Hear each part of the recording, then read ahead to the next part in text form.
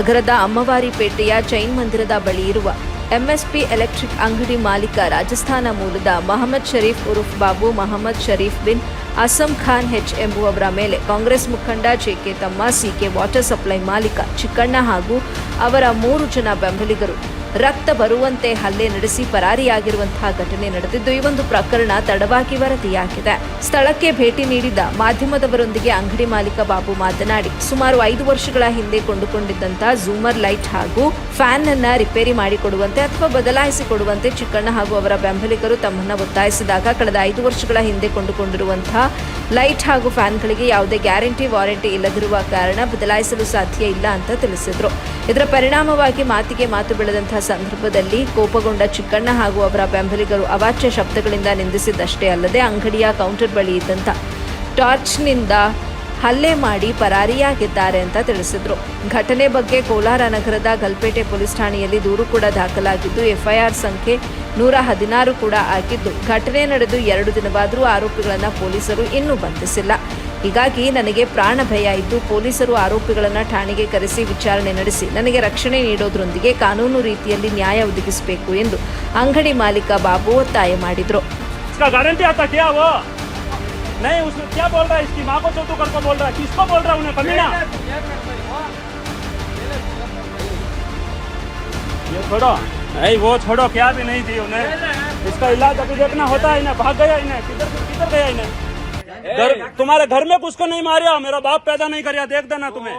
हाँ मेरा बेटा, मैं तेरे चोद कौन भेजा तुम्हारे, कोई ना बाजू वाला भेजिया क्या?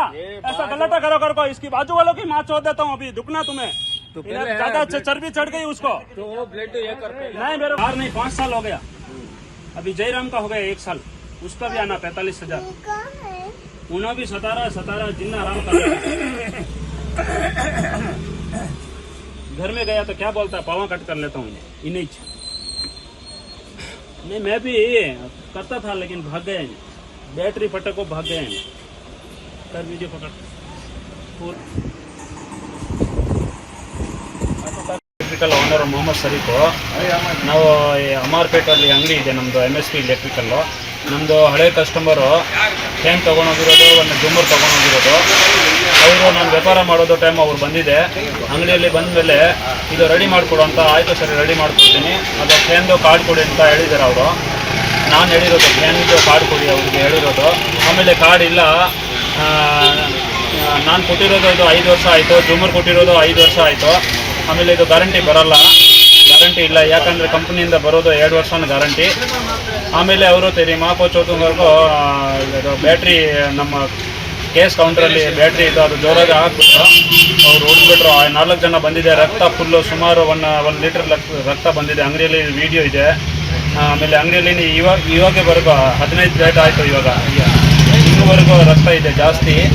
ಆಮೇಲೆ ಅವರು 4 ಜನ ಬಂದಿದೆ, ಅವ್ರ ಮಗ ಜೊತೆಗೆ ಇತ್ತು, ಅವ್ರು 3 ಜನ ಹೋಗ್ಬಿಟ್ರು. ಆಮೇಲೆ ಅವರು 1 ಜನ ಅವ್ರ ಮಗ ಇಲ್ಲಿ ಇತ್ತು, ಇಲ್ಲ ಹಾಸ್ಪಿಟಲಲ್ಲಿ ತೋರಿಸ್ತೀನಿ ಅಣ್ಣ, ನನಗೆ ಜಾಸ್ತಿ ರಕ್ತ ಬರ್ತಾ ಇದೆ ಅಂತ. ಆಮೇಲೆ ಪೊಲೀಸ್ ಸ್ಟೇಷನಲ್ಲಿ ನಾನು ಹೋಗಿರೋದು, ಹಾಸ್ಪಿಟಲಲ್ಲಿ ತೋರಿಸಿರೋದು, ಹಾಸ್ಪಿಟಲಲ್ಲಿ ತೋರಿಸ್ಮೇಲೆ ನಾನು ಪೊಲೀಸ್ ಸ್ಟೇಷನ್ ಗಲ್ಪೇಟ್ ಹೋಗಿರೋದು. ಗಲ್ಪೇಟಲ್ಲಿ ನಮಗೆ 2 ದಿವಸಲ್ಲಿ ಏನು ನ್ಯಾಯ ಬಂದಿಲ್ಲ, ಅವ್ರಿಗೆ ಏನು ಕರೆದಿಲ್ಲ, ಅವ್ರಿಗೆ ಏನು ಫೋನ್ ಮಾಡಿಲ್ಲ, ಬರ್ತಾರೆ ನ್ಯಾಯ ಮಾಡೋಕ್ಕೆ ಬರ್ತಾರೆ ಅಂತ ಅವ್ರು ಬಂದಿಲ್ಲ. ಆಮೇಲೆ 2 ದಿವಸ ನಾನು ವೇಟ್ ಆದಮೇಲೆ ವೇಟ್ ಮಾಡಿರೋದು. ಆಮೇಲೆ